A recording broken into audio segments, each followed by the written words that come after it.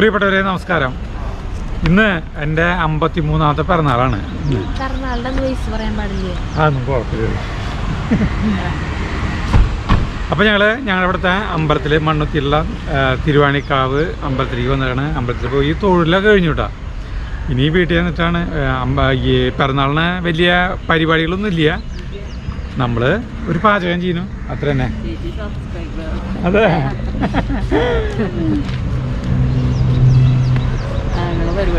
അതെ. എന്താ പേര്? വീട് ഓ അറിയും, നമ്മുടെ തൊട്ടടുത്ത് തന്നെ.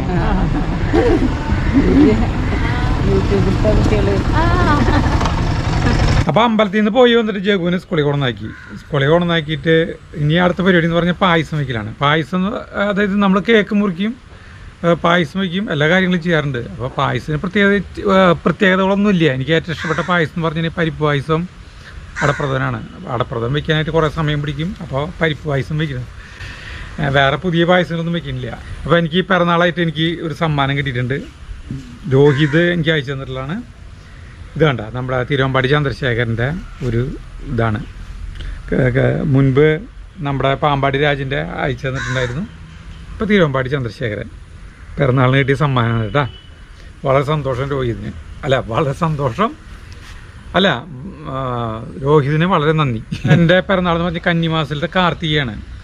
ശരിക്ക് ജനിച്ചതെന്ന് പറഞ്ഞാൽ സെപ്റ്റംബർ 30 ആഘോഷങ്ങളൊന്നുമില്ല. അപ്പോൾ നമ്മൾ പായസം വയ്ക്കാൻ പോവാണ്. നമ്മുടെ ഈ തൈങ്കാശി അടുപ്പിൽ നിന്ന് വയ്ക്കുന്നത് കേട്ടോ. നമ്മൾ 250 ഗ്രാം പായസപ്പരിപ്പാണ്. അത് കഴുകിയത് എടുത്തു. അത് നമ്മൾ അടുപ്പിൽ വെച്ച ഉരുളിയിരിക്കാണ്ട് ഇട്ടു കേട്ടോ. ഇനി ഇത് വറുത്തെടുക്കണം. ഒരു ബ്രൗൺ കളറാണ് നമുക്ക് വേണ്ടത്. വേണമെങ്കിൽ നമുക്ക് അല്പം നെയ്യ് ഒഴിച്ചിട്ട് വേണമെങ്കിൽ വറുത്തെടുക്കാം കേട്ടോ, കുഴപ്പമില്ല. ഇത് വറവ് പാകമായി കഴിഞ്ഞാൽ നമ്മളത് കുക്കറിലാണത് വേവിക്കുക. കുക്കറിൽ നമ്മൾ കുറച്ച് വെള്ളം ഒഴിച്ചിട്ട് അത് ഒരു 2-3 വിസിലടുപ്പിച്ച് കുറച്ച് സമയം, ഒരു 10 മിനിറ്റ് നേരം വെച്ച് കഴിഞ്ഞിട്ടുണ്ടെങ്കിൽ അത് ശരിക്കും പാകത്തിന് ബന്ധമുണ്ടാവും കറക്റ്റായിട്ട്. അപ്പോൾ നമുക്കിതായി തുടങ്ങി കണ്ട, അതിൻ്റെ കളറൊക്കെ മാറി ഏകദേശം കറക്റ്റായി. അപ്പോൾ നമുക്കിതിന് കുക്കറിൽ വേവിച്ചെടുക്കാം കേട്ടോ. ഇനി നമ്മൾ ഉരുളിയിൽ ഒരു 2 ടീസ്പൂൺ നെയ്യ് ഒഴിക്കണം. എന്നിട്ട് അതിലേക്ക് 1/2 കിലോ ശർക്കര ഉരുക്കിയ ശർക്കര നീര് ഒഴിക്കണം.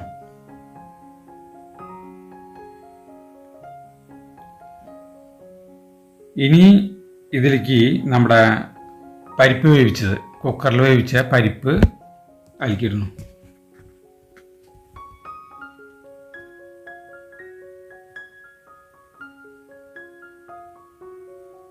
ഇനി ഇളക്കണം.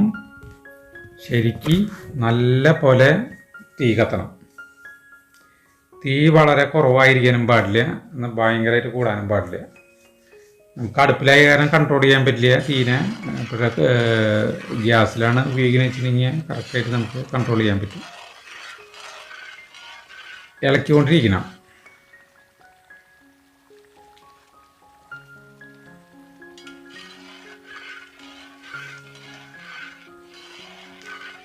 ഈ ശർക്കര നീര് ഈ പരിപ്പിൻ്റെ ഉള്ളിലേക്ക് കയറി പിടിക്കണമെന്ന് പറയാം. കണ്ട, നല്ല ഈ പഞ്ചാമൃതം പോലെ ഇപ്പം നന്നായി ഇതിലേക്ക് ഈ പരിപ്പിലേക്ക് മധുരം കയറിയിട്ടുണ്ട്. കണ്ട, നല്ല രസമായില്ലേ. ഇപ്പോൾ വെള്ളമൊക്കെ വറ്റിയില്ല. അപ്പോൾ നമ്മൾ 3 നാളികേരത്തിൻ്റെ 2ാം പാല്, 1ാം പാല് നമ്മൾ മാറ്റി വെച്ചിട്ടുണ്ട്. 1ാം പാല് വെള്ളം ചേർക്കാത്ത പാല് മാറ്റി വെച്ചിട്ടുണ്ട്. ഇത് കുറച്ച് 2-3 ഗ്ലാസ് വെള്ളം ചേർത്തിട്ടുള്ള പാലല്ല, നാളികേരം പാല്, 2ാം പാല് ഒഴിക്കണം. ഇതിന് ഈ ശർക്കര പായസങ്ങൾ ഉണ്ടാക്കുമ്പോൾ ഒരിക്കൽ പോലും നമ്മൾ പഞ്ചസാര ഉപയോഗിക്കരുത്. ശർക്കര പായസത്തിന് നാളികേരം പാലും പഞ്ചസാരയ്ക്ക് പശുവും പാലാണ് സാധാരണ ഉപയോഗിക്കുക കേട്ടോ. എന്നാലാണ് അതിൻ്റെ ശരിയായ ടേസ്റ്റ് നമുക്ക് കിട്ടുള്ളൂ. അതുകൊണ്ടാണ് പാലടയ്ക്ക് ഈ പഞ്ചസാര ഉപയോഗിക്കുന്നത്.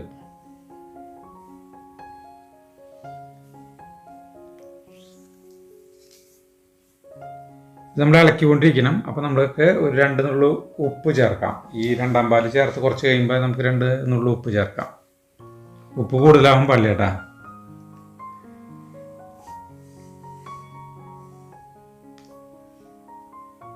ഇപ്പോൾ പരിപ്പൊക്കെ കണ്ട കറക്റ്റ് ലയിച്ച് ചേർന്ന് ചാറുമായിട്ട് ശരിക്കും ലയിച്ച് ചേർന്നിട്ടുണ്ട്. അല്ലെങ്കിൽ പരിപ്പ് വേറിട്ട് എടുക്കല്ല ചെയ്യുന്നത്.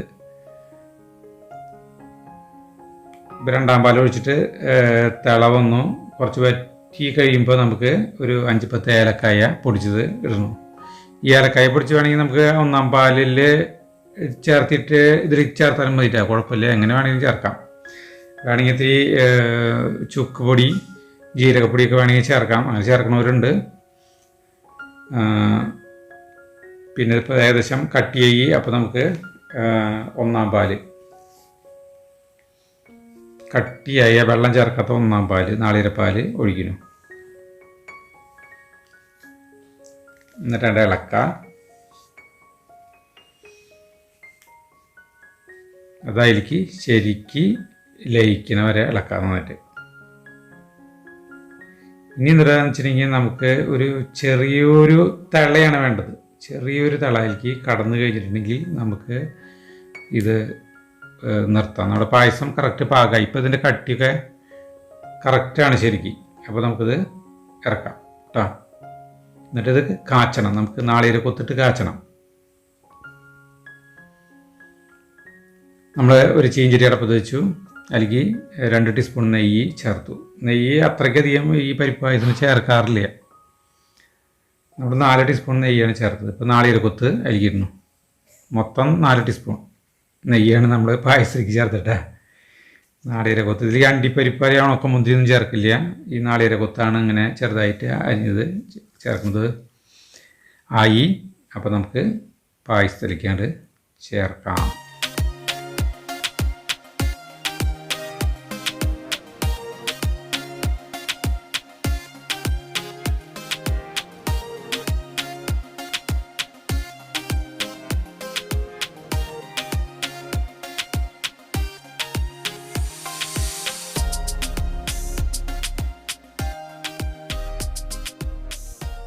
ആദ്യം തന്നെ അമ്മയ്ക്ക് കൊടുക്കാമെന്ന് വിചാരിച്ചു. അമ്മ അനിലേട്ടൻ്റെ വീട്ടിലാണ്. അപ്പോൾ ഇത് മുഴുവൻ അമ്മ കുടിക്കില്ല ചേട്ടാ.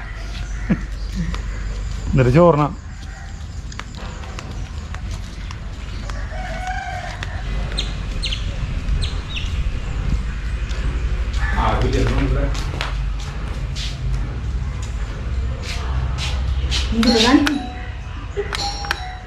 ബെല്ലടിക്കണേ. കയ്യിൽ പായസമല്ല, നമുക്ക് അടിക്കാൻ പറ്റില്ല. അമ്മാമ്മയ്ക്ക് പായസം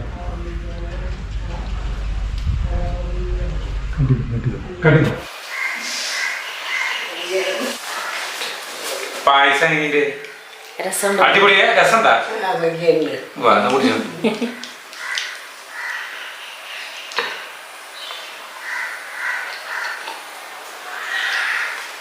ഇന്നേ എന്റെ പിറന്നാളാ. ആ അതിന് പൈസ നന്നായി.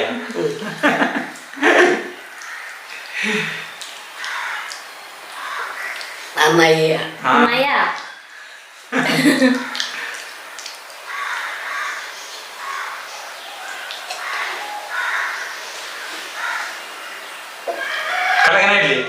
കലകം പൈസ ഇല്ലേ? അങ്ങനൊന്നും പറഞ്ഞ അമ്മയ്ക്ക് അറിയും.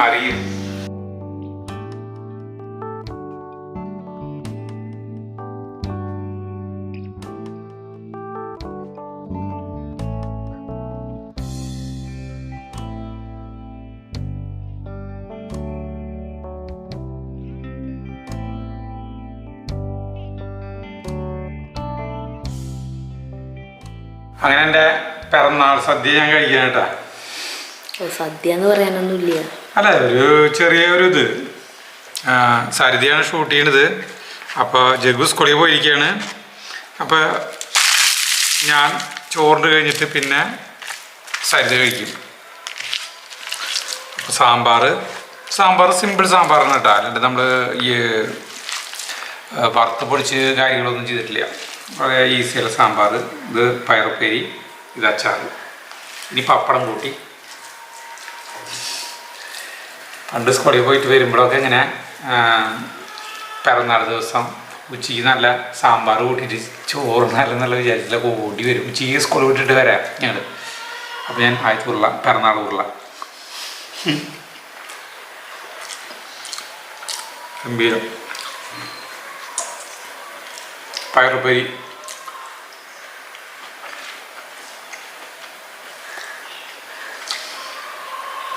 ഈ വയലറ്റ് പയറിനല്ലേ ഒരു പ്രത്യേക ടേസ്റ്റാണ്. അച്ചാർ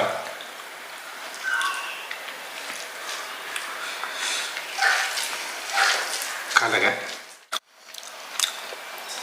പായസം പണ്ടേ പായസം സദ്യകൾക്ക് എങ്ങനെ വെച്ചിട്ടുണ്ടെങ്കിൽ ഇപ്പോഴത്തെ രീതി വെച്ചിട്ടുണ്ടെങ്കിൽ പായസം ആ സദ്യയിൽ വിളമ്പി പോയി എൻ്റെ പിന്നിൽ തന്നെ ഒരു ഗ്ലാസ് കൊടുന്ന് വെച്ചിട്ട് പായസം ഒഴിച്ചു പോകും. പണ്ട് അങ്ങനെയില്ല. സദ്യ ഊണ് കഴിഞ്ഞ് കഴിഞ്ഞിട്ട് വീണ്ടും വേണമെന്ന് ചോദിച്ച് ചോറ് വേണമെന്ന് ചോദിച്ചിട്ട് അതൊക്കെ എല്ലാവരും മതിയായി കഴിഞ്ഞിട്ടാണ് പായസം ഗ്ലാസ് കൊണ്ടു വയ്ക്കുക. ചിലർക്ക് ഇലയിൽ കൊണ്ടു വയ്ക്കും, പപ്പടം കൊണ്ടു വയ്ക്കും. അങ്ങനെ ഓരോരുത്തർ എത്ര ഗ്ലാസ് പായസം അടിക്കുന്നറിയും. ഇപ്പോഴൊന്നും ആളുകൾക്ക് കഴിക്കാൻ പറ്റില്ല. ഒരു ചെറിയ ഇത്രയ്ക്ക് വന്ന 40 മില്ലി എത്രയുണ്ട് ഗ്ലാസ്സിൽ കുറച്ചൊഴിക്കും. ചിലർ കുടിച്ചാലേ അതെന്തൊരു വെച്ചിരിക്കും. എനിക്ക് തോന്നുന്നത് മനുഷ്യന്മാർക്ക് രോഗങ്ങൾ കൂടിയതുകൊണ്ടായിരിക്കും അല്ലേ? എണ്ണ കഴിയുമ്പോൾ കഴിഞ്ഞു.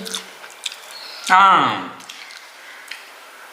ഇതാ പായസത്തിൻ്റെ ഇത് ഉരുളിങ്ങനെ എടുത്തപ്പോൾ കരിയത് അതൊന്നും കുഴപ്പമില്ല. ഉരുള് നന്നായി കരിയുണ്ട്.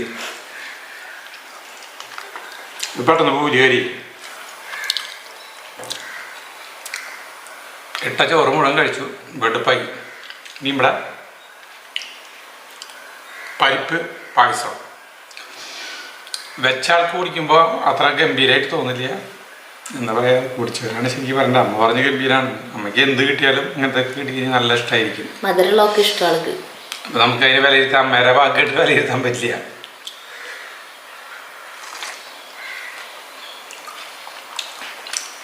തകർപ്പം പായസം കേട്ടാ. വെച്ചാൾക്ക് പറയാൻ പറ്റില്ല എന്നിട്ട് ഞാൻ പറഞ്ഞത് തകർപ്പം പായസം എന്ത് രസമാണ്. ശരി പണ്ട് സദ്യകൾക്കൊക്കെ കഴിയില്ല അതുപോലെ ഉണ്ട്. ഞാൻ എന്നെ തന്നെ പൊക്കല്ല. കുറച്ചേരം എണ്ണിക്ക് ചേട്ടനോടുള്ള ബഹുമാനം കൊണ്ട് ചേട്ടത്തിരി നേരം എണ്ണിക്ക്.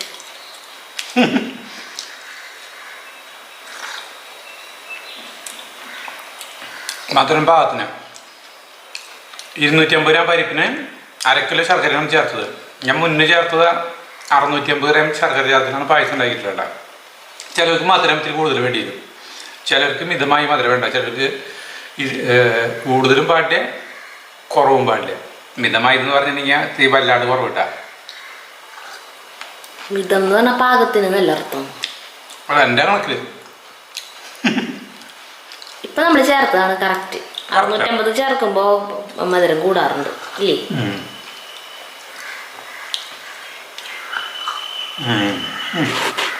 അങ്ങനൊരു ഓണസദ്യ എന്ന് പറയുന്നത് എന്തിനധികം കൂട്ടാനുള്ള കറികളൊന്നും വേണ്ട. ഇത് മതി. ചോറ്, സാമ്പാർ, ഒരു പയറുപ്പേരി, ഒരു അച്ചാർ, പപ്പടം കലക. അതിനെൻ്റെ 53ാമത്തെ പിറന്നാള്. അയ്യോ, എൻ്റെ പിറന്നാൾ ആഘോഷിച്ചു കഴിഞ്ഞു.